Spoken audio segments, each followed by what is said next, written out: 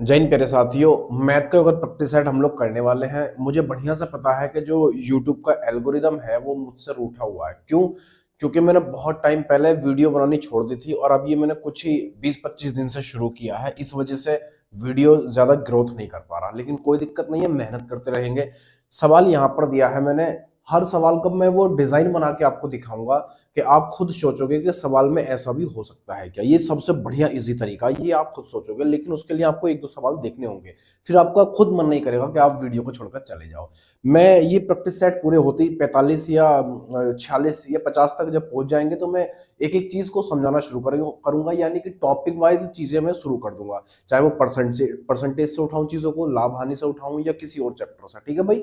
तो फिर मैं चैप्टर वाइज बहुत जल्दी मेरी वीडियो आने वाली है। पहला सवाल यहां पर देखना क्या कह रहा है। वो कह रहा है अजय, विजय और शशि एक कार्य को क्रमशः 20, 40 और 60 दिन में पूरा कर सकते हैं। यदि विजय और शशि हर चौथे दिन उसकी सहायता करते हैं तो अजय उसे काम को कितने दिन में पूरा कर सकता है। तीन लोग हैं, कौन कौन है भैया? अजय, विजय और शशि। मैं यहां पर शॉर्ट नाम इनके लिख देता हूं। एक का नाम है अजय, एक का नाम है विजय और तीसरे का नाम है शशि। ये तीनों लोग कितने कितने समय में काम को पूरा कर रहे हैं? बोले 20, 40 और 60 में क्रमशः बोला है, तो 20, 40 और 60 ये इतने समय में काम को पूरा कर देते हैं। तो आप अच्छे जानते हो, अगर हम इनका एलसीएम ले लें तो हमें काम पता चल जाता है टोटल काम कितना है। ठीक है भाई? तो इनका टोटल काम कितना ले लेते हैं। बोला 120 ले लो, बोले ठीक है ले लो। 120 हुआ, 20 से काटोगे कितनी बार कटेगा? तो आप कहोगे ये 6 बार कट जाएगा, 20 छंग 120। इससे डिवाइड करोगे कितनी बार कटेगा? तो आप यहाँ पर कह दोगे 0 और 4 दिया 12। कितनी बार? 4 दिया 12। तो मेरे दोस्त ये 3 बार कट जाएगा, ये 3 बार कटेगा, 4 दिया 12 120 हो जाएगा। यहां पर काटोगे कितनी बार जाएगा? बोले 2 बार चला जाएगा। इसका मतलब है ए की क्षमता कितनी है? ए मतलब अजय और बी मतलब विजय, इसकी क्षमता कितनी है? 3। और एस मतलब शशि, इसकी क्षमता कितनी आ चुकी है? 2 आ चुकी है। अब उसने ये कहा, देखो सवाल का जो काम डाउन है वो यहां से शुरू होगा। उसने कहा यदि विजय और शशि हर चौथे दिन उसकी सहायता करते हैं, इसका मतलब है कि अजय जो है पहले 3 दिनों तक अकेला काम करता है। क्या समझे बात में? बात क्या पल्ले पड़ी? उसने कहा कि पहले दिन, दूसरे दिन और तीसरे दिन ये खुद काम करता है। कौन? अजय। अजय अकेला काम करता है। ये पहले दिन कर रहा है, दूसरे दिन कर रहा है, तीसरे दिन कर रहा है। जैसे ही चौथा दिन होता है तो इसके साथ दो लोग और जुड़ जाते हैं। कौन कौन? विजय और शशि। विजय और शशि और जुड़ जाते हैं, यानी कि चौथे दिन ए बी और एस, ए बी और एस तीनों मिलकर काम करते हैं। फिर क्या करते हैं भैया? ए बी और एस, यानी कि अजय, विजय और शशि तीनों करते हैं चौथे दिन। तो ये बताओ, ए ने अगर एक दिन काम किया तो अपनी क्षमता के अनुसार करा होगा, यानी इसने यहां पर 6 काम किया होगा, यहां पर भी 6 काम किया होगा, यहां पर भी 6 काम किया होगा, और यहां पर इसने यहां पर तो 6 काम किया और इन दोनों ने भी काम करा है। तो यहाँ चौथे दिन कितना काम हुआ? तो आप कहोगे 6 और 3 9, 9 और 2 कितना हो जाएगा? 11। यानी कि 11 काम हुआ 4 दिन में। 1 2 3 4। ये समझ रहे हो बात को? चौथे दिन कितना काम हुआ? 9 काम हुआ। अब मैं कहूं कि 4 दिन में कितना काम हो गया, तो आप कहोगे 4 दिन में, 4 दिन में कितना काम हुआ? तो आप कहोगे इन सबको जोड़ दो, 4 दिन में कितना काम हुआ है। तो 3 छंग 18 ही हो गए। 18 और 9 कितना होता है भाई? 18 और 9 कितना हो जाएगा? नहीं, यहां पर कितना होगा? 9 और 2 11 होगा ना भाई। यहाँ पर 11 आएगा दोस्त। 11 सब जोड़ दो तो ये आ जाएगा कितना? 29। 29 आ जाएगा भाई दोस्त। अब देखो 29 काम हो चुका है। 29 काम कितने दिन में हुआ? बोले 4 दिन में 29 काम हो गया। काम कितना कराना है? बोले 120 कराना है। अगर 120 काम कराना है तो आप इसमें ऐसी संख्या से गुणा करो जो इस 120 से कम भले रह जा, ज्यादा नहीं होना चाहिए। तो कितने से करूं बताओ? तो आपको 4 से गुणा कर दो। यहां पर मैं 4 से गुणा करूंगा तो 4 से मुझे यहां भी गुणा करनी पड़ेगी। बोलो भाई हाँ है ना? तो 4 चौक 16, यानी कि 16 दिन में कितना काम हो गया मुझे ये पता चल जाएगा। तो यहां पर जब मैंने गुणा की तो 4 नम 36, यहां पर 3 बार जाएगा, और 4 दूनी 8, 8 और 3 11, यानी 116 काम मेरे दोस्त हो चुका है। कितना? 116 काम हो चुका है। कितने दिन में? 16 दिन में। अब मुझे बताओ किसकी बारी है काम करने की? बोला एक ही बारी है। अब एक दिन में एक काम कितना कर रहा है? आपको वो 6 काम कर रहा है। लेकिन एक दिन में मुझे कितना काम कराना है? ये 120 है। काम कितना कराना है? 4 काम कराना है। क्या ये 4 काम पूरा कर देगा? नहीं, नहीं करेगा। तो हम क्या करेंगे? इससे भाग लगा देंगे। कितना आएगा भैया? 4/6 हो जाएगा। 16 दिन काम ये हो गया, और बाकी दिन काम कितना हुआ? बोले ये हो गया कितना? 16। सॉरी 16 है ना, यहाँ पर 16 है। 16, यानी टोटल काम जो हुआ है वो 16 सही 4/2। इससे आप छोटा कर सकते हो, ऑप्शन में नहीं है तो हम ऑप्शन के जैसा इसको बनाते हैं, तो ये बनेगा 16 सही 2 से इसको काटो, 2 दूनी 4, 2 तिया 6, यानी ये बनेगा 2/3। अभी और नहीं मिला, मैच नहीं करा, नहीं मैच कर रहा, तो देखो 16 तिया 48, 48 और 2 कितना हो गया 50, यानी ये बनेगा कितना 50/3, 50/3 दिन लग जाएंगे, 50/3 दिन लग जाएंगे और यही हमारा आंसर बनेगा। ये तो होगा देखो कहीं ना कहीं, ये तो होना चाहिए फिर 50/3, देखो ऑप्शन नंबर बी में हैगा, ऑप्शन नंबर बी में हैगा, इसका बिल्कुल सही आंसर हो जाएगा ऑप्शन नंबर बी, काम खत्म पैसा हजम। ठीक है भाई, अगला सवाल ये रहा, देखो अगला सवाल में क्या कह रहा है जरा देखना, सवाल ये आया और देखो सवाल में क्या कह रहा है, आराम से बना दोगे, कोई दिक्कत परेशानी मुसीबत समस्या कुछ नहीं आने वाली। ठीक है भाई, ये हम कर चुके सवाल, देखो बहुत जल्दी में ये प्रैक्टिस बैच जो मैंने शुरू किया था वो 50 प्रैक्टिस सेट का मैंने टारगेट बनाया था और वो पूरे होने वाले जल्दी, है ना। तो फिर मैं टॉपिक वाइज चीजों को शुरू करूंगा जिसमें आपको हर चीज सीखने मिलेगी, हर चीज आपको यहाँ पर सीखने मिलेगी बिना किसी दिक्कत परेशानी के। ठीक है ना भाई, तो इसको मिटा लेते हैं यहाँ से, इसको यहाँ से मिटाते हैं। क्या डांस कर रहा है भाई, देखो मिटा लो। सवाल सामने, इसको जरा पढ़ो और बताओ क्या हो सकता है इसका सवाल का जवाब, इसका जवाब क्या हो सकता है जरा पढ़ के बताओ भाई। बोले अभी बता देंगे, बोले क्या है कि ये देखो सवाल में क्या बोला गया, तो सवाल में कह रहा है, क्या कह रहा है जरा सुनो। देखो एक चीज मुझे याद आ रही है, आज मैं आज आपको सुनाता हूँ, एक शेर सुनाता हूँ आपको। शेर क्या है, ऐसा होता है कि कभी कभी रिलेशनशिप, कोई भी रिलेशनशिप वो नया नया होता है ना, दबा के आदमी को मजा आता है, समझ रहे हो। तो मैंने एक शेर सुना भी था और पढ़ा भी था। शेर, शेर क्या है वो सुनो। शेर है कि हाथ जोड़ोगे या धागे बांधोगे, हाथ जोड़ोगे या धागे बांधोगे, वो तुम्हें मन भर जाने तक याद करेगी और तुम मर जाने तक याद करोगे। अब सवाल पे आ जाओ, देखो क्या कह रहा है सवाल में कि एक बस में 162 किलोमीटर की दूरी तय की, एक बस न होगा, ये मैं से कहां से आ गया, यहां से कोई मतलब ही नहीं है भाई, मैं यहां से कहां से आ गया, ये मैं नहीं होगा यहाँ पे, ये यहाँ पर मैं नहीं होगा, ये न होगा, एक बस ने, है ना भाई, एक बस ने 162 किलोमीटर की दूरी तय की, यदि इस बस की चाल 15 मीटर प्रति सेकंड है तो लिया गया समय कितना है ये बताना है। बड़ा हल्का सा सवाल है, आराम से समय पूछा है, कोई दिक्कत ही नहीं है। समय पूछा है तो समय बराबर क्या होता है, दूरी बटे चाल, दूरी बटे क्या होती है स्पीड, है ना। टाइम इक्वल टू क्या होता है, डिस्टेंस अपॉन टाइम, ये होता है, ये तो आपको पता ही होगा। लेकिन इसमें थोड़ा सा लोचा है, क्या है कि ये जो हमें दिया है, जो दूरी दी है वो किलोमीटर में है और चाल मीटर प्रति सेकंड में है। तो देखो कैसे करेंगे, समय बराबर दूरी, दूरी कितनी है 162 है और बटे में चाल कितनी है 15 मीटर प्रति सेकंड है, मीटर प्रति सेकंड। मैंने कई बार आपको बताया है कि जब हम मीटर प्रति सेकंड को किलोमीटर में बनाते हैं, देखो हमें घंटों में समय चाहिए, तो इस मीटर प्रति सेकंड को किलोमीटर प्रति घंटा में बना दो, किलोमीटर में बनाओगे तो ये बनेगा 18/5। ठीक है भाई, ये 5 जब मार के ऊपर चला जाएगा, यहाँ पर ये 5 आ जाएगा, यहाँ पर आ जाएगा ये 5। ठीक है भाई, तो इसको यहाँ से मिटा दो।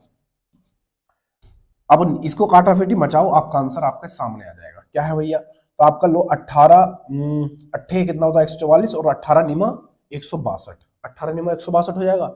और कटेगा, बोले हाँ 5 तिया कितना कटेगा 15 और 3 से इसे काट लो कितनी बार, 3 तिया 9, यानी आपका समय कितना आया मेरे दोस्त, ये आगे 3 घंटे। बस काम खत्म पैसा हजम। बिल्कुल लुल्लू सा सवाल था यार, ये तो बिल्कुल छोटा सा ही सवाल था। ऑप्शन कितना कौन सा रहेगा, 3 घंटे हुए, 3 घंटे, ऑप्शन नंबर सी, काम खत्म पैसा हजम। ठीक है भाई, सवाल नंबर अगला ये रहा मेरे लल्ला। देखो ये तो बड़ा हल्का सा यार, हलवा ही था ये, तो है बना के खा गए होगे फटाक से। देखो क्या बोला है सवाल में, आगे देखो, इसको मिटा लेते हैं आराम से, कोई दिक्कत होनी नहीं चाहिए। चले भाई, ठीक है, ये यहां से मिटाओ।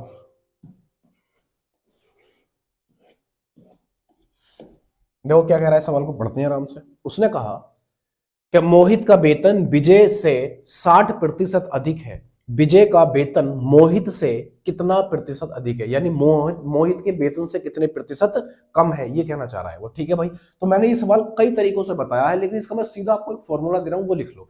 देखो जब भी आपसे कमी पूछी जाए, क्या पूछी जाए, जब भी आपसे कमी पूछी जाए परसेंटेज में, तो ये होता है ना, कमी, प्रतिशत कमी बराबर होता है वृद्धि। इसको नोट डाउन कर लेना मेरे दोस्त, वृद्धि गुणा 100, एक ही बार में आपका आंसर आ जाएगा, कुछ करने की जरूरत नहीं है। समझ रहे हो बात को, वृद्धि गुणा 100 और नीचे करेंगे 100 प्लस वृद्धि, 100 प्लस वृद्धि, बस काम खत्म पैसा हजम। ठीक है भाई, इसको आप लगा दोगे, आपका आंसर आपके सामने आ जाएगा। देखो क्या है, कमी निकालनी है हमें, क्या निकालनी, कमी निकालनी है। वृद्धि कितने की हुई है, बोले 60% की। 60% की हो गई वृद्धि, 60 और गुणा में क्या करेंगे भैया 100, और नीचे क्या लगाएंगे 100 प्लस वृद्धि, वृद्धि 60 की है तो 160 हो जाएगा। बोलो भाई हाँ या ना, बोले ठीक है, इससे कट जाएगा 0 से 0, कुछ बचेगा, हाँ बचेगा। तो एक काम करो, 4 से काटो, 4 चौक 16, और ये कितनी बार कटेगा, बोले 25 बार कट जाएगा 4 से। बोले ठीक है, दो दूनी कितना होता है भैया 4, और 2 से काटोगे 3 बार, 25 से कितना होता है 75, ये होता है कितना 75, सॉरी 75 होता है, ये होता है 75। और नीचे कितना भैया, नीचे 2 है, और 75 का आधा कितना होता है भैया, ये होता है 37.5, कितना, option number C is the right answer. 37.5% इसका बिल्कुल राइट आंसर है ना। ये कितना होता है 37.5%, 37 सही, 1/2 भी कर सकते हो उसको, ठीक है भाई। अगला सवाल देखो जरा, सवाल में क्या कह रहा है अगला वाला। ये तो छोटे छोटे सवाल आ गया ना आज तो, है ना, आज तो मजा आ गया तुम्हारा। ऐसे सवाल देखने मिलेंगे एग्जाम में, ज्यादा हार्ड नहीं आते वहां पे। बस ये है कि जब करने वाले जो होते हैं ना, वो थोड़ा बढ़ा चढ़ा के चीजों को बताते हैं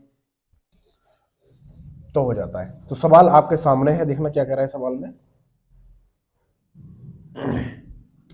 मैं इसको मिटाता हूं यहां से, ये हम मिटा लेते हैं, और सवाल ये उतार लिया आपने, उतार लेना भाई, हल्के में मत लेना इस चीज को। यार आप ये सोचते हो कि चैनल तो छोटा है, क्या है इसमें कुछ होगा। भाई एक बार ना कंपेयर कर लेना किसी भी चैनल से, किसी भी चैनल से कंपेयर कर लेना सवालों को, कि कराने का जो फंडा है वो कैसा है, आपको खुद पता चल जाएगा। चलो कोई दिक्कत नहीं। सवाल देखो क्या कह रहा है सवाल अगला, पढ़ो और करो, करके बताओ क्या आंसर आएगा इसका।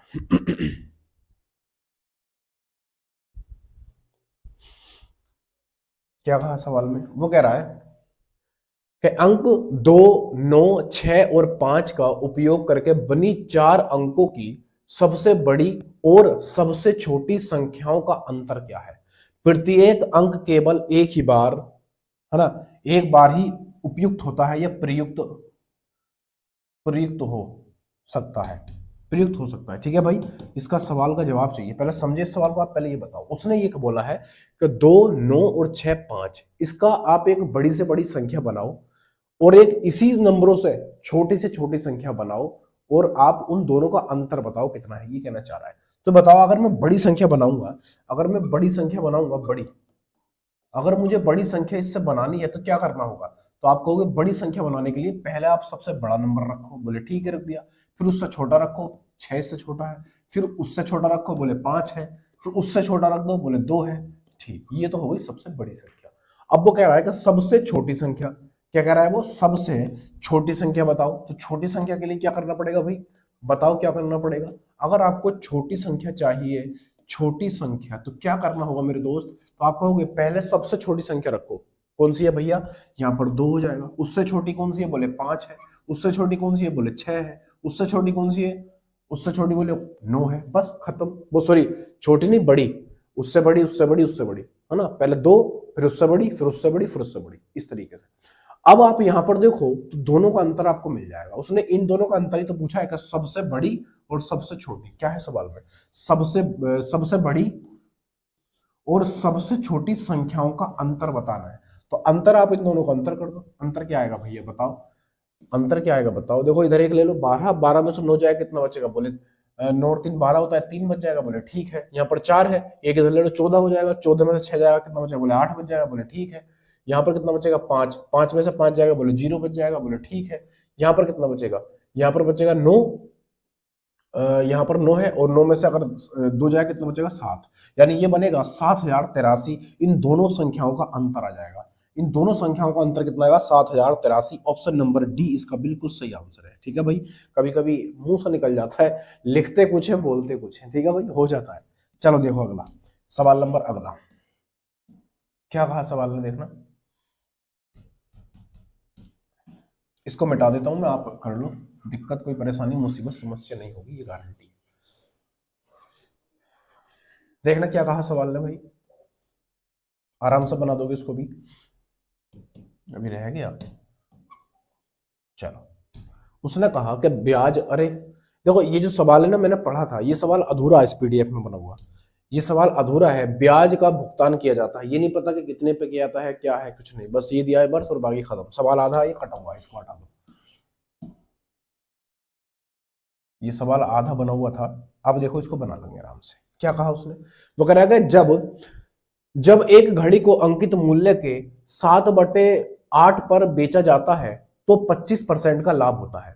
घड़ी का अंकित मूल्य क्रय मूल्य से कितने प्रतिशत अधिक निर्धारित किया गया है? अपना उत्तर 2 दशमलव स्थान तक सही दे। देखो उसने क्या बोला है, उसने बोला कि जब हमने एक घड़ी अंकित मूल्य के कितने पर, 7/8 पर बेची है। 7/8 पर मैंने कई बार आपको बताया है कि यानी उसने बेची है किस पर? अंकित मूल्य, एमआरपी के कितने पर? आप कहोगे एमआरपी के 7/8 पर। तो मैंने कई बार आपको बताया कि नीचे वाला मान इसका होता है और ऊपर वाला दूर वाले का होता है। यानी कि हमें एक रेशियो मिलेगा यहां से एसपी और एमआरपी। एमआरपी मतलब अंकित मूल्य, इन दोनों का रेशियो कितना आ जाएगा? बोले 7/8 आ जाएगा। बोले ठीक है, 7/8 आ जाएगा। अब यहां पर कह रहा है कि 25% का लाभ होता है। किसका भाई? लाभ हानि की गणना किस पर होती है बताओ? आपको क्रय मूल्य पर होती है। तो यहां पर देखो क्या है, 25% का लाभ है। मैंने कई बार बताया है इसकी अब आप होल वैल्यू निकालोगे तो कितना आएगा? 25 चौका 100, 25 चौका 100 और ये आएगा 5/4। कितना आएगा मेरे दोस्त? 5/4 आ जाएगा। कोई दिक्कत नहीं होनी चाहिए। अब मैं आपसे कहना चाह रहा हूँ कि ये तो अपने पास क्या है, थोड़ा कलर चेंज कर लेते हैं। देखो ये जो है अपने पास ये अंकित मूल्य है और ये हमारे पास विक्रय मूल्य है। आप यहां पर मुझे बताओ ये क्या है? ये क्या है? ये क्या है? आप कहो क्रय मूल्य, ये है नीचे वाला। और हमने 25% का लाभ लिया, लाभ लेके ऊपर जाकर जोड़ दिया तो क्या बन गया? विक्रय मूल्य। ये बना अपना विक्रय मूल्य यानी एसपी बन गया। और ये क्या बना अपने पास? ये बनेगा, देखो आगे लिख देता हूं तो ज्यादा, ये क्रय मूल्य हो गया। ठीक है भाई, ये क्रय मूल्य है, ये विक्रय मूल्य। अब देखो उसने जब यहां पर अंकित मूल्य के 7/8 पर बेचा था तो ये अपना विक्रय मूल्य बना था और ये भी अपना विक्रय मूल्य बना था। अब मुझे ये बताओ ये विक्रय मूल्य दोनों अलग अलग कैसे हैं? ये तो गलत बात है। अगर समान चीज पर बेची है तो विक्रय मूल्य एक जैसे होने चाहिए। तो आप क्या करोगे? इन विक्रय मूल्य को एक जैसे बना लो। तो आप क्या करोगे? इसमें 5 से गुणा कर दोगे, 5 सत्ते 35। अगर आपने ऊपर 5 से गुणा करिए तो आप यहां पर भी 5 से गुणा करो। अगर यहां पर आप देखोगे, अगर आप यहां पर देखो, देखो इसको मैं लिख देता हूं। यहां पर ये है सीपी और ये है हमारा एसपी यानी विक्रय मूल्य। ठीक है भाई, ऊपर वाला। अगर ये अब मुझे सेम करना हो तो यहाँ पर 7 से गुणा और यहाँ पर भी 7 से गुणा कर दें, कोई दिक्कत नहीं होनी चाहिए। अब यहाँ पर मान कितना आएगा? बोले 5 सत्ते 35, ये बनेगा 35 और नीचे कितना होगा? 5 अट्ठे 40, ये कितना हो जाएगा? 40। यहाँ पर देखो 5 सत्ते 35, बोले ठीक है। और नीचे कितना होगा? बोले 7 चौक 28 हो जाएगा। कितना? 7 चौक 28। अब ये अपने पास क्या है? ये है अपने पास, ये क्या है? ये एमआरपी यानी अंकित मूल्य, यानी एमआरपी है, ये एमआरपी है। और ये क्या है मेरे दोस्त? ये सीपी यानी क्रय मूल्य है। उसने क्या बोला? उसने ये बोला है हमसे कि घड़ी का अंकित मूल्य क्रय मूल्य से कितने प्रतिशत अधिक निर्धारित किया गया था। अब आप यहां पर देख लो कितना ज्यादा किया गया है। आप यहां पर खुद देख लो कि यहां पर आप चेक करोगे तो ये एमआरपी जो है इस अंकित मूल्य इस क्रय मूल्य से कितना अधिक है। आप खुद ही देख लो, वहां पर 40 है और यहां पर कितना है? आप यहां पर चेक करोगे कितना है? 28 है। तो कितना ज्यादा है जरा बताओ? ये अंकित मूल्य इस क्रय मूल्य से कितना ज्यादा है? तो आप कहते हो 12 ज्यादा है। कितना? 12 ज्यादा है। किससे ज्यादा है? किससे और जिससे जब भी आए ना उसको हमेशा नीचे रखते हैं। तो 12 ज्यादा है किससे? बोले 28 से ज्यादा है। बोले ठीक है। परसेंट के लिए 100 से गुणा करेंगे, परसेंट का लगाएंगे निशान। ठीक है भाई, परसेंटेज में पूछा है ना, परसेंटेज में पूछा है। तो आप क्या करोगे? इसको काटाफिटी बताओ। बोले 4 से काट लो, 4 तिया 12, 4 से काट लो, 4 सत्ते 28। बोले ठीक है। अब कटेगा? नहीं कटेगा। तो ये बनेगा 300, ये बनेगा 300 और नीचे कितना आएगा? 7। 7 से इसको डिवाइड करो, कितनी बार जाएगा? अब यहां पर आप देखोगे तो 7 चौक 28, 7 चौक 28, यहां पर 4 आएगा। कितनी बार बचे? 2 बचेगा। 7 दूनी 14 यानी 42 पॉइंट कुछ आएगा। 42 पॉइंट कुछ। देखो एक ही ऑप्शन में 42 पॉइंट कुछ दे रखा है। Option number B is the right answer. बस कुछ करने की जरूरत ही नहीं है, कुछ करने की जरूरत नहीं है। ऑप्शन मिल गया, काम खत्म, पैसा हजम। ठीक है भाई, अगला सवाल देखो। बढ़िया सवाल था ये वाला भी। देखो क्या कहा सवाल में।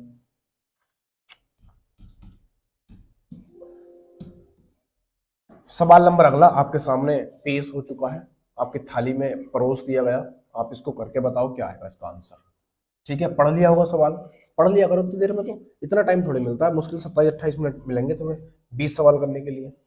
20 सवाल यूपी पुलिस कांस्टेबल में 20 सवाल करने के लिए आपको 27-28 ही मिनट ही मिलेंगे। यानी इतना आपके पास इसको बचेगा, क्योंकि रीजनिंग के ज्यादा सवाल है तो वो ज्यादा टाइम खाएंगे। समझ रहे हो बात? देखना क्या कहा सवाल में। वो कह रहा है कि एक कार क्रमशः 30 किलोमीटर प्रति घंटा, 40 किलोमीटर प्रति घंटा और 60 किलोमीटर प्रति घंटा की गति से 10 किलोमीटर, 20 किलोमीटर और 30 किलोमीटर की दूरी तय करती है। कार की औसत चाल बताओ। वो क्या कहना चाह रहा है कि वो 30 किलोमीटर प्रति घंटा की स्पीड से जाता है, 10 किलो चलता है, 10 किलो किलोमीटर चलता है, और 40 किलोमीटर प्रति घंटे की स्पीड से जाता है तो 20 किलोमीटर चलता है, और अगर वो 60 किलोमीटर प्रति घंटे की स्पीड से जाता है तो कितना, 30 किलोमीटर चलता है। ठीक है भाई। अब आप अच्छे से जानते हो कि जब एक ही चाल को अलग वो सॉरी एक ही दूरी को अलग अलग चाल से चला जाए तो उसकी जो औसत चाल होती है वो क्या होती है। तो मैं यहाँ पर लिख रहा हूँ, जरा सुनो। उसकी जो औसत चाल होती है मेरे दोस्त, वो होती है कुल दूरी बटे कुल समय। औसत चाल जो होती है वो होती है कुल दूरी बटे कुल समय। कुल दूरी बटे कुल समय, ये चीज होती है कुल समय। अब आप कहोगे अपने पास कुल दूरी तो हैगी, बोले दूरी कहाँ है कि 10 किलोमीटर ये है, 20 किलोमीटर ये है और 30 किलोमीटर ये है, ये तो अपने पास दूरी है, समय कैसा लेकर आए। तो आप बड़े अच्छे से जानते हो कि समय बराबर क्या होता है, दूरी बटे चाल। समय बराबर दूरी बटे चाल होता है, ये नहीं जानते क्या, जानते हो। देखो अगर आपको पहला वाले का समय चाहिए तो दूरी कितनी है, 10 किलोमीटर। पहले का निकाल कर दिखा रहा हूँ, 10 किलोमीटर, ठीक है भैया। और चाल कितनी है, बोले 30 की चाल है। कितने की चाल है, 30 की। इससे आप काटोगे तो समय कितना आ गया, समय आ गया 1/3, खत्म।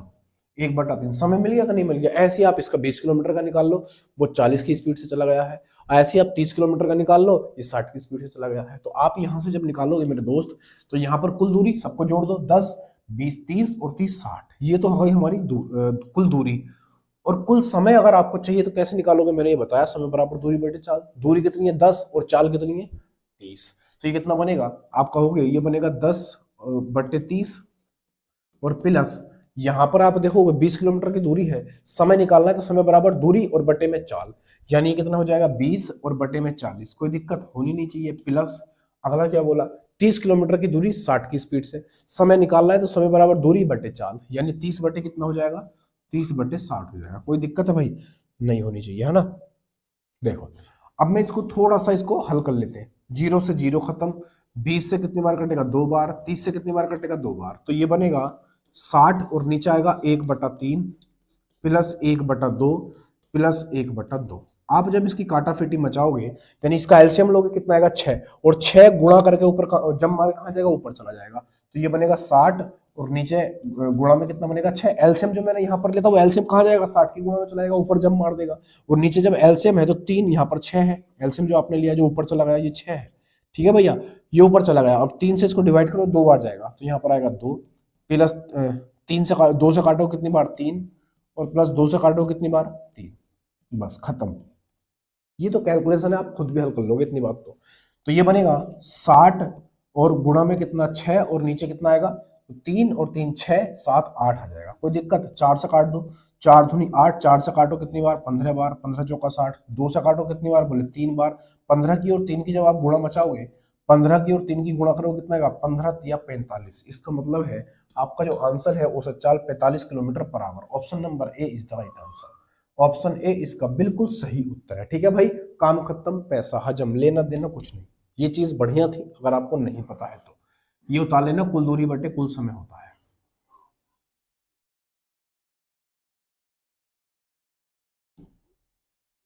देखो भाई क्या कह रहा है सवाल में, इसको मिटा देता हूं मैं आराम से।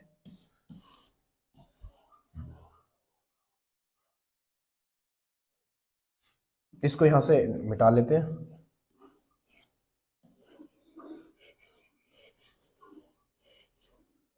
ये उतार लेना अगर आपको ये नहीं पता था तो। पता था तो कोई दिक्कत नहीं है। ठीक है भाई, देखो क्या कह रहा है सवाल। उसने कहा, देखो लंबा चौड़ा सवाल दिख रहा है या ना, काफी लंबा चौड़ा सवाल दिख रहा है, आराम से बना देंगे इसको भी। क्या कह रहा है कि x रुपए की राशि को ए बी सी और डी के बीच इस प्रकार विभाजित किया जाता है कि ए और बी के शेयरों का अनुपात 3:2, बी और सी के शेयरों का अनुपात 9:8, और सी और डी के शेयरों का अनुपात 4:3 है। बोले ठीक है, यदि बी और सी के शेयरों के बीच का अंतर 708 रुपए है तो एक्स का मान क्या है, ये बताना है। देखो इसकी मैं बेहतरीन ट्रिक बताता हूं आपको, बढ़िया एकदम फर्स्ट क्लास वाली। देखो लिख लो पहले इसको, ए और बी का रेशियो है। ए बी का रेशियो कितना है, आप कहोगे यहां पर ए बी का रेशियो है कितना, 3:2। कितना है मेरे दोस्त, यहां पर है 3 और अनुपात 2। ठीक है, उसके बाद किसका है, बी और सी का रेशियो है। बी और सी का कितना है, आप कह दोगे बी सी का है 9:8। कितना भाई, 9:8। बहुत बेहतरीन ट्रिक बताऊंगा इसकी मैं आज। आपको झटकों में लेने नहीं पड़ेंगे, एक ही बार का आंसर आ जाएगा। सी डी का भी दिया है, सी और डी का कितना है, तो आप कह दोगे सी डी का है 4 3। कितना है भैया? 4 3, 4 और 3 है। अब यहां पर आप ये जो एज इट इज जितनी भी चीजें हमें दे रखी हैं ABCD, है ना, इसको लिख लो आप। कैसे लिखोगे? A B C और D लिख लिया। अब आप पहले वाले की गुणा कर दो, सबकी पहले वाले की गुणा कर दो, आपका A का मान निकल आएगा। लास्ट वाले की गुणा करोगे D का मान निकल आएगा। देखो कैसे, देखो 4 × 12 और 12 नियम कितने होते हैं? 108, है ना, 12 नियम 108, ये तो हुआ 108। अनुपात, ये सब अनुपात में आएंगे निकल गए, अनुपात में। अब लास्ट वाले की कर दो तो कितना आएगा भैया? 8 दूनी 16, 16 तिया 48, ये डी का मान निकल के आ गया। अब बी और सी का कैसे निकाले? अभी निकालोगे, देखो कैसे। आप एक काम करो, ऐसे एक लाइन खींचो इस तरीके से, ऐसे। अब इस लाइन के कोने कोने पे जो है उन सब की गुणा कर दो, तो कितना भैया? 2 2 नम 18 और 18 चौक 72, 18 चौक 72, ये बी का मान आ गया। एक ही बार में निकालने का तरीका है भाई साहब, एक ही बार में। अब कहोगे सी का कैसे निकाले? तो पहले यहां तक लाइन लेके आए थे, अब इस लाइन को यहां तक खींचो, ऐसे लेके आओ और ऐसे। अब इस लाइन के उम्र पे जितना भी है उस सबकी गुणा कर दो। देखो 2 है, 2 और 8 2 8 16, 16 16 चौका 64, कितना भैया? 64, ये 64 आ गया, ये सी का मान निकल गया। काम खत्म, पैसा हजम। इसको छोटा भी कर सकते हो आप, छोटा कर दो तो हो जाएगा छोटा, 4 से काट के शायद हो जाए। हाँ 4 से काट लो इसको, कितनी बार कटेगा? 4 दूनी 8, देखो 4 दूनी 8, कितना बचेगा भाई? 2 बच जाएगा। 4 7 28, अनुपात 4 से इसको डिवाइड करो तो 4 ही ना 4, 4 8 32, 4 से इसको डिवाइड करो तो 16 चौका 64, और 4 से इसको डिवाइड करो, 4 ही ना 4 और 4 दूनी 8। ठीक है भैया, ए का मान 27, बी का मान 18, सी का मान 16 और डी का मान 12। अब क्या करना है? अब उसने क्या कहा? उसने कहा है कि बी और सी के शेयरों के बीच का अंतर कितना है? 708 है, बी और सी। यहां पर आप देखो, ये अपना बी है, सॉरी बी और डी, बी और डी, और ये अपना डी है। इन दोनों का जो अंतर है, इन दोनों का जो अंतर दे रखा है मेरे दोस्त, वो कितना है? इन दोनों का अंतर। तो आप इन दोनों का भी अंतर कर दो, तो इन दोनों का अंतर कर दो, कितना आएगा अंतर? तो आपको वो 18 में से 12 गए, 6 बचेंगे, तो 6 बराबर कितना आएगा? 708। कितना मेरे दोस्त? 708। 1 यूनिट की वैल्यू निकाल लो यहां से, अगर निकल जाए तो आप 6 से इसको डिवाइड करके देखो हो रहा है क्या। तो 6 का ना 6 आएगा, यहाँ पर कितना बचेगा? 1। फिर यहाँ पर कितना आएगा? 6 का ना 6 आएगा, 4, 6 7 42 और 6 8 48, यानी 1 यूनिट की वैल्यू कितनी आ चुकी है? 118। कोई दिक्कत मेरे दोस्त? 1 यूनिट की वैल्यू कितनी आ गई? 118 आ गई। पूछा क्या है? एक्स का मान। एक्स का मतलब क्या है कि उसने टोटल धनराशि पूछी है, टोटल, और टोटल धनराशि कितनी आएगी? बोले इन सबको जोड़ दो, बोले इन सबको जोड़ दो। जैसे इन सबको जोड़ोगे आपको क्या मिल जाएगी? टोटल धनराशि मिल जाएगी। तो जोड़ो, कितना आएगा? 2 और 6 8, 8 और 8 16, 16 और 7 कितना होता है भैया? 23। 16 और 7, 16 और 7 23, 23 का आएगा 3, यहां पर हो जाएंगे 2 कैरी, कहीं भी रख दो, 2 कैरी हो जाएंगे। 1 2 3 4 5 और 1 6, ये कितना आएगा भैया? 6 7 73 आएगा ना, 73। ठीक है, 2 थी कैरी, 73। अब 1 यूनिट की वैल्यू अगर 118 है तो 73 की वैल्यू कितनी होगी? तो आप दोनों की गुणा कर दो, तो 118, 118 और गुणा किसकी करनी है? 73 की। गुणा करनी है 73 की, बस काम खत्म, पैसा हजम, लेना देना कुछ नहीं। तो यहाँ पर 3 से करो, 3 8 24, यहाँ पर 4, देखो 4 कहां पर है? देखो एक ही ऑप्शन में 4 है, इकाई अंक से हम कर सकते हैं। इसका आंसर यही हमारा आंसर बनेगा। आंसर जो बनेगा मेरे दोस्त वो यही बनेगा, कुछ करना ही नहीं। अगर कहीं और 4 होता ना इकाई का अंक तो मैं कर लेता, लेकिन इकाई के अंक से बिल्कुल आराम से निकाल लेंगे। देखो कैसा होता है, ये ऐसा होता है कि नहीं, लिखा हुआ होता है 118 और गुणा 73। इकाई अंक की आप क्या कर दो? गुणा कर दो, तो 8 8 के 24, यानी इकाई का अंक 4 मिलेगा, और 4 सिर्फ एक ही ऑप्शन में है, तो कुछ करने की जरूरत ही नहीं है, ऑप्शन हमारा यही होगा। आप सबकी गुणा करोगे तो यही बैठेगा, काम खत्म, पैसा हजम, लेना देना कुछ नहीं। अगला सवाल पे आ जाओ। देखो क्या कहा सवाल में। अब तो तुम इसको बना ही लोगे आराम से, बोले कोई दिक्कत ही नहीं है, बोले नहीं है तो बना कर दिखाओ, है ना। बड़े काम का बंदर, है ना, मारे तो धर्मिंदर, रोए तो राजिंदर। देखियो भैया राजिंदर भैया क्या कह रही है, ये बुंदगी बुंदगी बड़ी दिक्कत है? कि तुमने तो कहा था कि हर शाम याद करेंगे तुमको, तुमने तो कहा था कि अब हर शाम याद करेंगे तुमको, अब हमें भूल गए हो या तुम्हारे शहर में अब शाम नहीं होती। अब यहां आ जाओ सवाल पे, देखो क्या कह रहा है, मन में आ गया इसलिए बोल दिया दोबारा। देखना क्या कह रहा है सवाल में। उसने कहा कि 18% से साधारण ब्याज की दर से निवेश की गई एक निश्चित राशि पर 8 वर्षों के बाद प्राप्त राशि 1220 रुपए है। निवेश की गई प्रारंभिक राशि क्या है? यानी प्रारंभिक राशि का मतलब है कि वो हमसे मूलधन पूछना चाह रहा है। क्या मेरे दोस्त? वो हमसे मूलधन पूछने चाह रहा है। ठीक है भैया, तो मूलधन कैसे निकालेंगे? तो एक साधारण ब्याज में सिंपल सा रोल होता है। क्या होता है कि आप दर की और जब समय की गुणा करते हो तो आपको परसेंटेज ब्याज मिल जाता है। क्या मिलता है? परसेंटेज ब्याज। तो यहां से 18 अट्ठे कितना होता है? 144। तो आपको जो ब्याज मिलेगा मेरे दोस्त परसेंटेज में, वो कितना आएगा? 144। बोले ठीक है, परसेंट में आ गया। अब ये परसेंट का निशान हटाओ, 2 जीरो लगाओ। अब मुझे बताओ ये ऊपर वाला क्या है? ऊपर वाला ब्याज है। ये क्या है मेरे दोस्त? ये है ब्याज। ये चीज तो आपको पता ही होगी, ये ब्याज है। और ये क्या है भाई? ये हमारा मूलधन। ये हमारा मूलधन। ये चीजें आपको आनी चाहिए। बहुत जल्दी मैं चैप्टर वाइज क्लासेस शुरू करूंगा, तब आपको सब चीजें समझ में आएंगी। ये मूलधन है, ये ब्याज है। अब मुझे आप खुद मुझे ये बात बता दो सोच कर कि अगर मैं इस मूलधन को ब्याज में जोड़ूं तो क्या बनेगा? बताओ। अगर इस मूलधन को इसमें जोड़ दूं तो क्या बनेगा? आपको होगा मिश्र धन बन जाएगा। कितना? मिश्र धन। तो ये हमारा होगा मिश्र धन। और मिश्र धन कितना हो जाएगा? ये बनेगा 244। कोई दिक्कत नहीं? कोई दिक्कत? बोले नहीं। अगर नहीं है तो बताओ क्या कह रहा है सवाल में। देखो मिश्रण कितना है? 244। और वो कह रहा है हमसे कि 8 वर्षों के बाद प्राप्त राशि 1220 है। प्राप्त राशि, ब्याज नहीं, प्राप्त राशि। यानी उस जो मूलधन था प्रारंभ में, उसमें ब्याज लगने के बाद वो कितनी हो गई? 1220 हो गई। तो ये हमारी क्या है? ये मिश्रधन है। यहां पर मिश्रधन कितना है? 244। और वहां पर मिश्रधन कितना है? बोले 1220। तो आप क्या करोगे? यहां से 1 यूनिट की वैल्यू निकाल लोगे। 244 है, सॉरी 244। 244 की वैल्यू कितनी है? बोले 1220। कितनी? 1220। बोले ठीक है। तो आप यहां पर देखो, ये इसका दूना नहीं है क्या? इसका दूना नहीं है? बिल्कुल है। तो इससे 2 बार कट जाएगा। तो यहां पर कितना बचा? 10। अब इस 2 से इसको काटो, 5 बार कट जाएगा। यानी 1 यूनिट की वैल्यू कितनी आ जाएगी? बोले 5 आ गई। ठीक है, 1 यूनिट की वैल्यू आपको 5 मिल चुकी है दोस्त। अब उसने क्या कहा? निवेश की गई प्रारंभिक राशि कितनी है? यानी मूलधन पूछना चाह रहा है। अगर 1 यूनिट की वैल्यू यहां पर आप देखो 5 है, तो 100 की कितनी वैल्यू हो जाएगी? क्योंकि मूलधन निकालना है, मूलधन कितना है? 100। तो 1 यूनिट की वैल्यू 5 है, तो 100 की कितनी हो जाएगी? जरा बताइए। 100 की कितनी हो जाएगी? बोले 5 और गुणा 100 बराबर 500। कितना? 500। यही हमारा क्या है? मूलधन है। कहीं पर है? Option number A is the right answer. Option A इसका बिल्कुल सही उत्तर है। काम खत्म, पैसा हजम, लेना देना कुछ नहीं। ठीक है भाई लल्ला। सवाल अगला देखो क्या है सवाल। बढ़िया सवाल है ये वाला भी। देखे दिखा लो, मौका लगे उठा के खा लो। देखो क्या बोला सवाल में। अगला सवाल हम आ गए, अगले सवाल पर आ चुके हैं।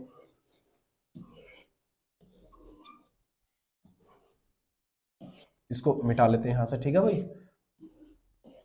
देखो क्या बोला सवाल में। वो कह रहा है हमसे, एक कार को 10%, 12%, 15% और 20% की 4 क्रमिक छूटों पर बेचा जाता है। यदि कार का विक्रय मूल्य कितना है भैया? 1,68,300 रुपए है, तो कार का अंकित मूल्य कितना होगा? कार का अंकित मूल्य हमसे पूछा जा रहा है। देखो यहां पर हमसे अंकित मूल्य पूछा है, और आपको बढ़िया से पता होगा कि छूट जो मिलती है मेरे दोस्त अंकित मूल्य पर मिलती है। आप मुझे बताओ, पहले उसने कितने की छूट दी? 10% की। अगर 10% की छूट दी है तो बिकी कितने की? बोले 90 की। और यहां पर परसेंट का निशान हटाऊंगा, जीरो नीचे आएगा। तो ये क्या है? हमारा अंकित मूल्य है। और ये वाला क्या है? हमारा बेची गई, यानी कि विक्रय मूल्य, ये वाला।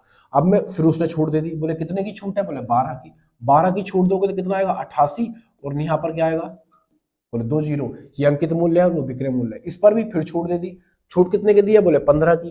तो ऊपर कितना आएगा? 85। और नीचे कितना आएगा? 100। ये क्या है? बोले ये अंकित मूल्य है, और ये क्या? हमारा विक्रय मूल्य है। उसने फिर छूट दे दी कितने की? 20 की। अगर उसने 20 की छूट दी तो बचा कितना? बोले 80%। परसेंट का निशान हटाओगे, 2 जीरो नीचे आ जाएंगे। और नीचे वाला क्या होता है भैया? नीचे वाला हमारा अंकित मूल्य है, क्योंकि छूट दी गई है। अंकित मूल्य है। लाभ हानि होता तो क्रय मूल्य बन जाता। अब छूट है तो नीचे वाला अंकित मूल्य और ऊपर वाला विक्रय मूल्य। ठीक है भाई। अब आप खुद मुझे सोचकर बताओ, वो कह रहा है यदि कार का विक्रय मूल्य इतना है, 1,68,300 रुपए, ये विक्रय मूल्य है टोटल। अगर आप इन सब की, ऊपर जो हम दे रखा है, आप इन सब की गुणा कर दो, ये भी तो विक्रय मूल्य है, ये भी तो विक्रय मूल्य है, और ये सबकी इनकी गुणा कर दो तो ये क्या है? ये अंकित मूल्य है। यानी ये सब हमारा अंकित मूल्य है, ये हमारा अंकित मूल्य है, और ये क्या है भैया? ये हमारा विक्रय मूल्य है। विक्रय मूल्य, कोई दिक्कत नहीं होनी चाहिए।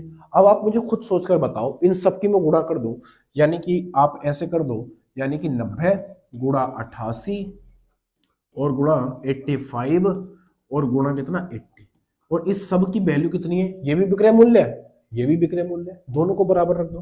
बोले कितना आएगा 1,68,300। ये क्या है मेरे दोस्त, ये विक्रय मूल्य है, ये विक्रय मूल्य आ गया, दोनों विक्रय मूल्य। यहां से काटाफिटी मचाएंगे तो एक यूनिट की वैल्यू हमें मिल जाएगी। तो आप सबसे पहले 2 जीरो खत्म करो, 1 2 1 2 कर दिया। अब यहां पर 88 है, ये देखो 11 से कट जाएगा, कितनी बार काटो, बोले इसको काटो 11 अट्ठे 88, 8 बार कटेगा। और ये कितनी बार कटेगा, बोले 11 ही करना, 11 5 बच जाएगा, यहाँ पर 58 हो जाएगा। तो 11 पंजे 55, यहाँ पर 3 बचेगा 33 होगा, 11 तिया 33, 153। बोलो भाई हाँ या ना, 153 आ गया, 153 काट लो और कट जाएगा। 9 से काटो इसको, कितनी बार कटेगा, तो आप 9 से काटोगे तो 9 ही करना 9, और यहाँ काटोगे तो 9 ही करना 9, और 9 7 63, कितना आया मेरे दोस्त 17 आ गया, 17 आ गया ना।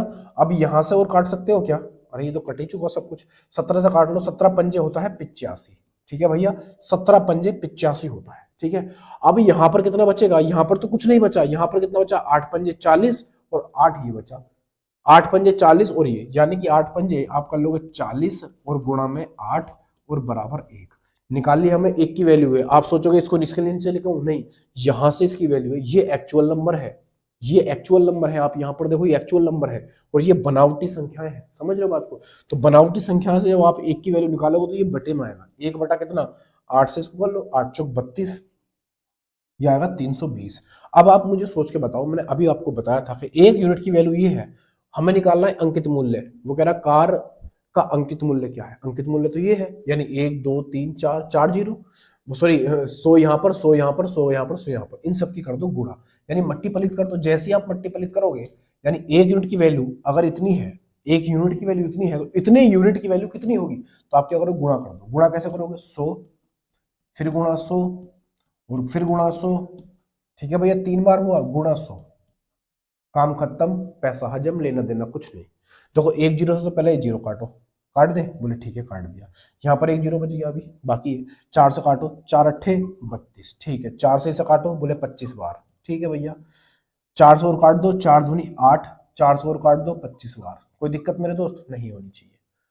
अभी और कट सकता है क्या, बोले हाँ, आप इसको काट दो। देखो यहाँ पर 10 था, इसको मैं काटूंगा तो 5 बार कट जाएगा।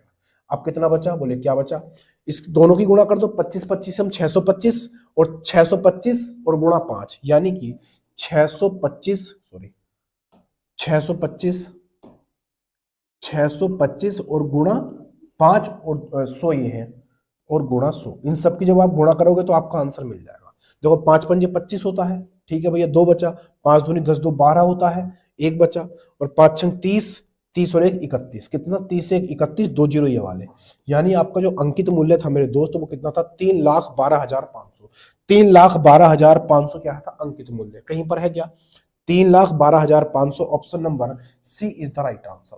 ऑप्शन सी इसका बिल्कुल सही उत्तर है, काम खत्म, पैसा हजम, लेना देना कुछ नहीं, ठीक है भैया। देखिए एक सवाल और है क्या, है वहां, देखो बढ़िया सवाल है, इसको कैसे बनाएंगे। देखो नावधारा का सवाल करने में बड़ा मजा आता है मुझे, सच में इतना बढ़िया कॉन्सेप्ट लगता है मुझे नावधारा का, जो मैंने सिखा रखा है, मतलब इसका कॉन्सेप्ट ही अलग है नावधारा का। इसका सवाल तो ऐसा लगता है कि देखते ही हो जाएगा, पेन उठाने की जरूरत भी नहीं, बस आपको सीखना आना चाहिए एक बार। देखो क्या कह रहा है सवाल में, इसको मिटा लिया यहां से, अब देखना क्या कह रहा है। सवाल के अंदर कहा गया, बोले क्या है कि एक नाव 8 घंटे में धारा की दिशा में 104 किलोमीटर की दूरी तय कर सकती है। यदि धारा की चाल 2 किलोमीटर प्रति घंटा है तो ज्ञात कीजिए कि वह नाव धारा की विपरीत दिशा में 13 किलोमीटर की दूरी कितने समय में तय कर पाएगी। बढ़िया सवाल है एकदम। देखो इसको मैं कई बार बताया कि मैं इसको कैसे करवाता हूँ, 4 लाइनों पे, 4 लाइनों पे इसका डिजाइन देखना कितना बढ़िया है। एक लाइन, बोले दूसरी लाइन, बोले तीसरी लाइन और चौथी लाइन। इसको बोलता हूं मैं अनुकूल चाल, सबसे नीचे रखते हैं हम अनुकूल चाल, कलर चेंज कर लेते हैं चाहे। और इसको बोलता हूं मैं प्रतिकूल चाल, और इसको बोलते हैं नाव की चाल, और इसको बोलते हैं धारा की चाल। 4 लाइनों में खत्म। हालांकि आपको याद होना चाहिए, लिखने की जरूरत नहीं है, अगर आपको याद है तो। यहाँ पर रखते हैं हम चाल, यानी कि प्रतिकूल चाल ये होगी नाव की चाल बीच में, और यहाँ पर धारा की चाल, और यहाँ पर अनुकूल चाल। बीच में क्या रखते हैं मेरे दोस्त, चाल। और ऊपर यहाँ पर क्या रखते हैं, बोले दूरी। ये चीजें आपको पता होंगी, दूरी। ऊपर दूरी और नीचे यहां पर कोनों पर समय, यहां पर रखते हैं समय, ये समय है। ठीक है भाई, समय कहां पर है, नीचे यहां पर। अब आप मुझे खुद ही बताओ, उसने दिया है कि धारा की जो चाल है वो 2 किलोमीटर प्रति घंटा है, तो यहां पर 2 लिख लेंगे, हो गई धारा की चाल 2 किलोमीटर प्रति घंटा। अब वो कह रहा है हमसे कि एक नाव 8 घंटे में धारा की दिशा में कितना जाता है, धारा की दिशा मतलब अनुकूल कितना जा रहा है, 104 किलोमीटर जाता है। तो दूरी ऊपर रखते हैं, दूरी ऊपर रखते हैं, 108 किलोमीटर, सॉरी 104 किलोमीटर जा रहा है, 104 किलोमीटर जा रहा है, 104। ठीक है भाई, और कितने घंटे में, बोले 8 घंटे में, तो नीचे रखेंगे उनका 8 घंटे, यहाँ पर 8 रख देंगे, और चाल आपको निकालनी है। तो चाल बराबर क्या होता है, दूरी बटे समय, चाल बराबर दूरी बटे में समय, यानी 104 को आप 8 से डिवाइड कर दो, 104 को आप 8 से डिवाइड कर दो, कितनी बार जाएगा, बताओ भाई कितनी बार जाएगा। तो आप कहोगे 8 ही का ना 8, यहाँ पर 1 आएगा, और यहाँ पर कितना बचेगा, 4 बच जाएगा, 44 हो जाएगा। कितना है, 104 ही है ना, हाँ 104 ही है। तो 8 ही का ना 8, 2 बचेगा, सही है। तो कोई यहाँ पर 8, 2 बचेगा, और 2 से काटो कितनी बार, 8 से काटोगे, 8 या 24, 8 या 24 कितनी बार चला गया, 13 बार चला गया। 8 ही का 8, मैं वहां पर कुछ और ही सोच रहा था, है ना, इसलिए ध्यान भटक गया।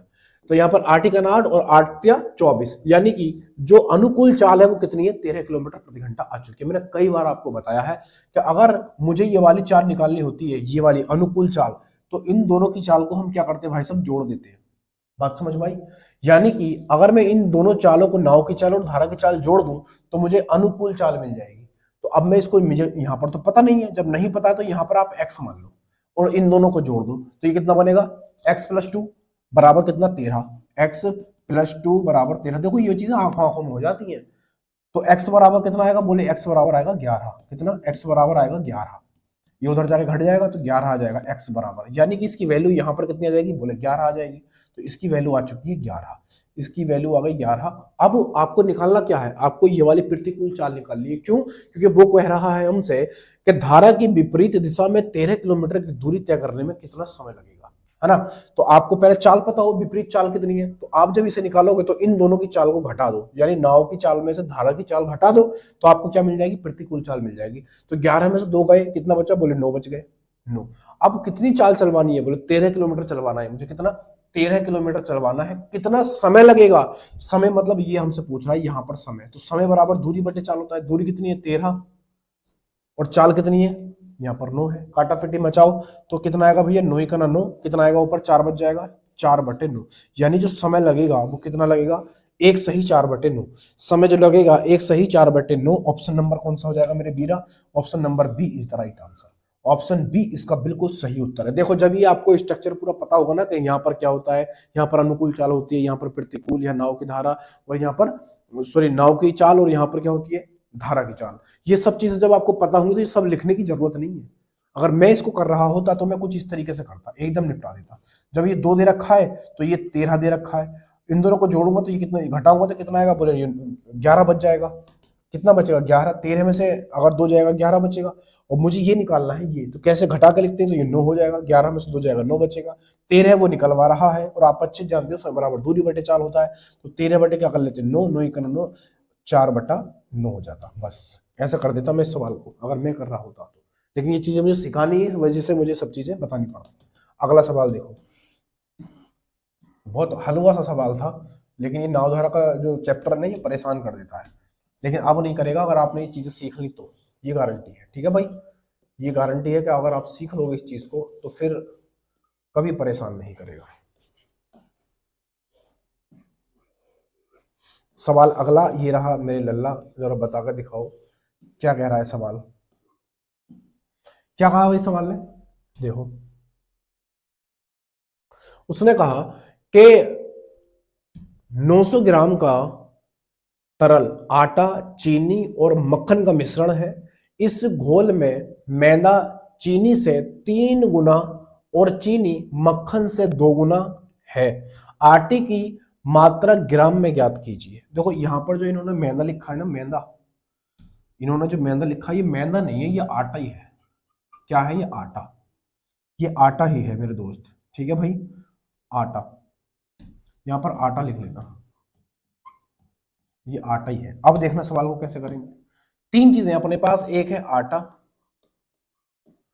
और दूसरा क्या है, दूसरा है चीनी, और तीसरा क्या है मेरे दोस्त? तीसरा है मक्खन। तीसरा है मक्खन। क्या बोला उसने? उसने कहा कि घोल में आटा चीनी से 3 गुना और चीनी मक्खन से दुगुना। चीनी क्या है भैया? मक्खन से दुगुना। अगर मक्खन 1 है, मक्खन क्या है मेरे दोस्त? अगर मक्खन 1 है तो चीनी दुगनी है, तो ये 2 हो जाएगा। और उसने कहा आटा चीनी का 3 गुना है, तो इसका 3 गुना करोगे कितना आएगा? बोले 6 आ जाएगा। कोई दिक्कत नहीं होनी चाहिए। फिर उसने क्या कहा? 900 ग्राम का ये पूरा तरल था, यानी ये सब कितना था? 900 ग्राम। मैंने ये अनुपात में बना दिया, ठीक है भैया। टोटल जोड़ दो, ये कितना है? वहां पर टोटल है, यहां पर भी टोटल कर दो। ये कितना? 8 और 1 9। आप यहां पर देखो तो 9 की वैल्यू कितनी है? आप कहोगे 900 है।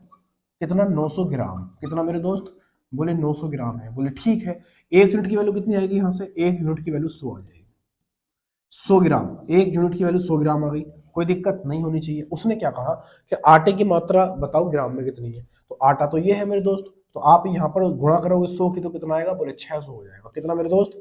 600 हो जाएगा। और यही सवाल का जवाब है। काम खत्म, पैसा हजम, लेना देना कुछ नहीं।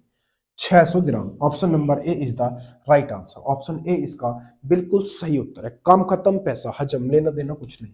कुछ है क्या और? बस ये लास्ट सवाल था जो शायद ये हम कर चुके हैं। तो आपको वीडियो पसंद आया हो तो लाइक शेयर सब्सक्राइब करके जरूर जाना। अगली वीडियो में फिर मिलेंगे, तब तक के लिए जय हिंद जय भारत।